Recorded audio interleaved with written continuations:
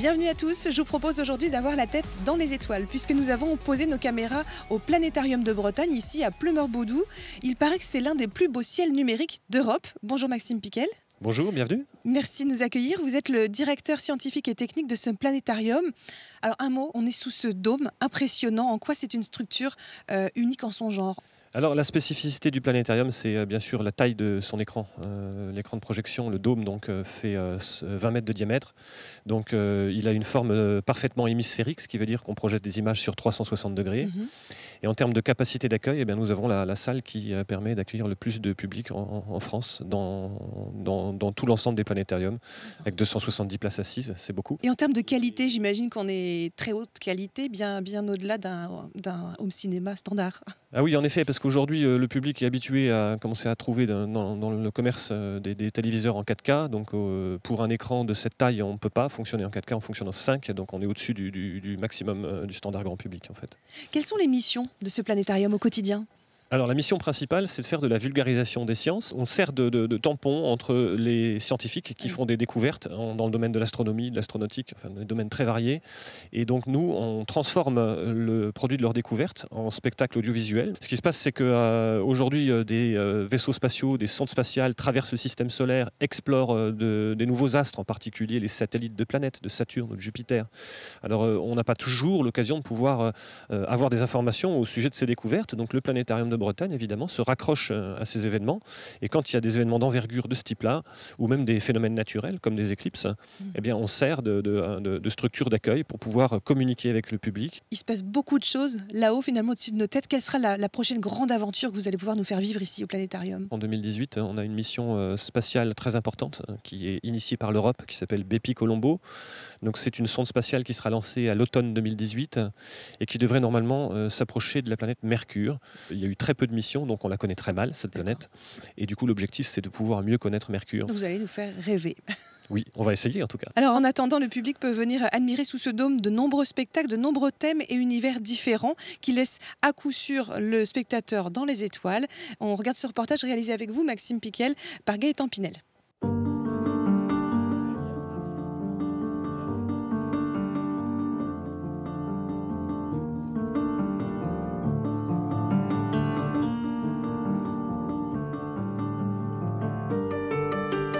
Alors évidemment, les gens qui viennent au planétarium s'attendent à voir des étoiles, donc on a ça surtout, des étoiles, des planètes. Donc l'objectif, c'est d'expliquer des choses sur l'univers, l'environnement qui nous entoure en tout cas. Donc ça va du système solaire au milieu interstellaire, en allant jusque dans le milieu extragalactique. C'est assez fantastique de voir qu'on est des tout petits points dans l'univers par rapport à l'immensité de la galaxie.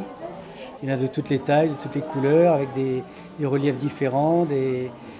Il y en a qui ont de l'eau liquide, de l'eau solide. Enfin, c'est une très grande diversité. La première chose à faire, c'est d'abord de trouver un bon coin pour regarder les étoiles.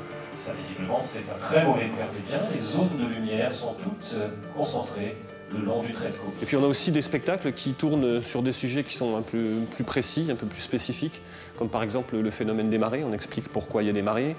Ça s'explique très bien avec les astres et l'astronomie. On a un spectacle sur les dinosaures aussi, pour les enfants. Donc on essaye de diversifier un petit peu l'offre qu'on propose au public. On arrive à trouver des films du commerce, en fait, qui sont produits par des sociétés de production sur le format vidéo 360 degrés, ça existe. Mais quand on n'a pas ces films, ou bien parce qu'on a envie de développer un sujet qui nous intéresse plus qu'un autre, et bien dans ce cas-là, on a la capacité technique de pouvoir le fabriquer aussi en interne.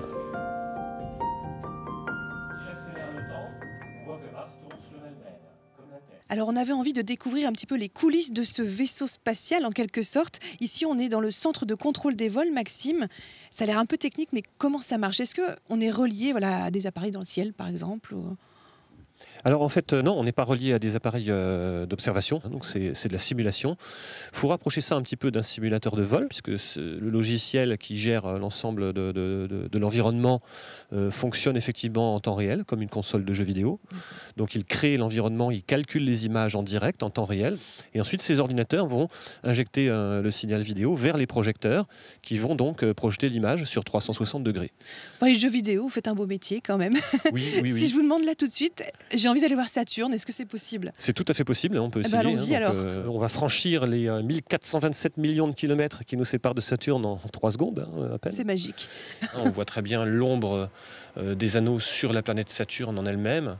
Et puis si je me tourne comme ça et que l'on bascule dans l'autre axe au-dessus de Saturne, on voit l'ombre de Saturne sur les anneaux. Et si on allait voir la Voie lactée, c'est possible aussi? Alors, la Voie lactée, c'est possible toujours voulu aussi. le faire. Normalement, il n'y a qu'à 2 endroits qu'on peut faire ça, soit dans Star Wars, soit au Planétarium de Bretagne. Vous avez choisi le planétarium. Si j'accélère, on va donner un petit coup de gaz.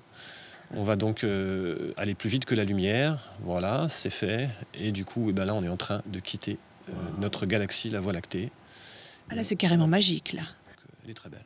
Merci pour ce voyage, Maxime. On a parlé tout à l'heure des spectacles.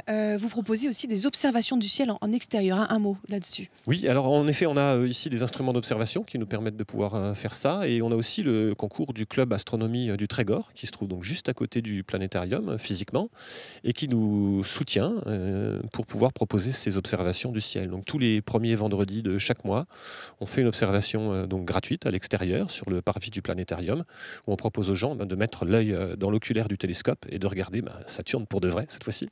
À partir de quel âge on peut venir avec nos enfants ici au planétarium pour qu'ils comprennent bien l'univers et les spectacles? Ça va de 5 ans, donc vraiment des tout petits. On a des spectacles pour les enfants qui sont adaptés, qui racontent d'abord une histoire avec des personnages, des choses un petit peu attachantes et qui présentent en fait, on va dire, 1 ou 2 thèmes scientifiques importants. On ne peut pas trop en mettre non plus parce que l'attention des enfants est limitée dans le temps aussi.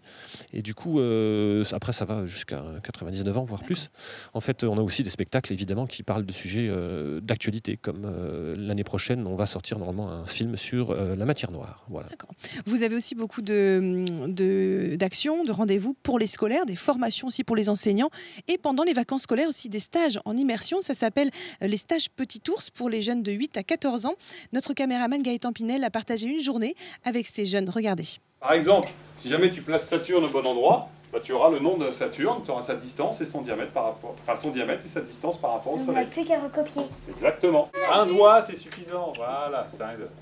Alors, le stage Petit Ours, c'est un projet qui a été développé par l'Association française d'astronomie et puis les Francas pour offrir aux enfants entre 8 et 14 ans la possibilité de pouvoir accéder et s'initier à l'astronomie avec une partie assez importante donnée sur la pratique. C'est-à-dire qu'il y a des lunettes astronomiques, un télescope qui sont mis à disposition. 28, 49, 50, 51. J'ai appris différents satellites de planètes et j'ai aussi appris la définition précise d'une planète naine. Une planète naine, c'est une planète qui non seulement tourne sur une autre orbite, et je bloque. On a déjà fait 110 millions de kilomètres. Pour aller jusqu'à 150 millions de kilomètres, il faut en faire encore combien? 150 moins 110. 140, ouais, faut 40 tout court. On avait des pancartes et on est parti du planétarium. On est allé sur la pelouse et on a dû mettre les planètes à la bonne place. En fait, les pancartes correspondaient à la distance entre les planètes, à la distance qui séparait les planètes. Et quand je vous disais que ça laissait passer presque rien en lumière, c'est vrai que si on regarde autour, par exemple là, si vous regardez la boule du radome qui nous apparaît très brillante, comme ça, et ben non, on voit rien. Ils vont évoluer au niveau de l'observation, que ce soit aussi bien l'observation à l'œil nu, apprendre à repérer les étoiles, les constellations, voir la différence entre une étoile et une planète, et puis aussi, et surtout, apprendre à observer en autonomie, c'est-à-dire à trouver un bon lieu pour l'observation, savoir utiliser une carte du ciel, installer une lunette astronomique ou un télescope pour être vraiment autonome. Le planétarium s'est récemment modernisé avec ce tout nouveau hall d'exposition relooké, très coloré.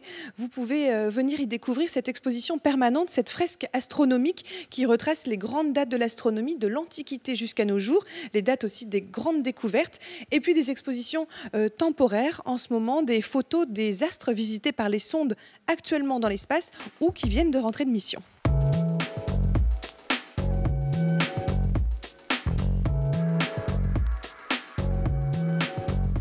Sortons quelques minutes du planétarium pour découvrir plus largement le site dont il fait partie, le parc du Radôme, où se côtoient diverses entités à vocation scientifique et touristique. Bonjour Pierre Terrien. Bonjour. Vous êtes président du planétarium, également maire de Pleumeur-Bodou.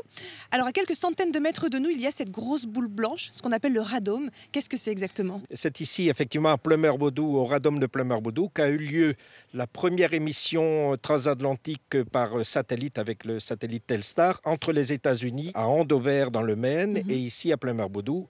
Et se suit dans la nuit du 10 au 11 juillet 1962 à 0h59. Précisément. Voilà, Donc un lieu vraiment historiquement chargé d'histoire scientifique. Bien sûr, il y a aussi à cette Cité des Télécoms un musée aujourd'hui avec plein d'activités. Il y a le musée qui était effectivement remis en place depuis quelques années. Il y a aussi d'autres structures au-delà de la Cité des Télécoms, le village gaulois, un autre univers encore. Le monde des enfants pour les enfants du monde, donc qui a des animations toute l'année. Les bénéfices de ces entrées qui se font au village gaulois vont pour aider des écoles au Togo en Afrique. Une vocation humanitaire. Rappelez-nous, combien de visiteurs à peu près par an sur ce parc du Radôme? Ici, au planétarium, nous sommes autour de 45 000 visiteurs. Le Radôme approche les 100 000 visiteurs.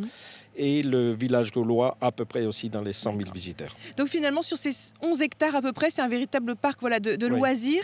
On peut passer une journée vraiment dédiée à l'exploration, à la découverte, une journée un petit peu hors du temps finalement. Oui, c'est vrai, puisque donc nous avons bien sûr ce parc du Radôme et à 500 mètres d'ici, nous avons aussi ce qu'on appelle le pôle Phoenix, qui sont les anciens bâtiments techniques de ce parc du Radôme, où nous avons les maisons évolutives et intelligentes qui peuvent également être visitées. Nous avons le site Acrobranche également à côté et un tout petit peu plus loin, un golf. Donc vous voyez, nous avons la possibilité de passer une journée, quelques heures, une journée de détente, et scientifique et de détente. Merci beaucoup Pierre Terrien. Avant de se quitter, notez bien dans l'agenda, le planétarium sera ouvert pendant les vacances de Noël. Après une pause en janvier, réouverture tout début février pour une saison qui s'annonce très festive et très riche en événements puisque le planétarium fêtera ses 30 ans. Ce sera également l'anniversaire, les 50 ans cette fois de la mission Apollo 8. Et puis on peut le dire, 2018 sera un peu l'année de la Lune avec une éclipse de Lune prévue en juillet.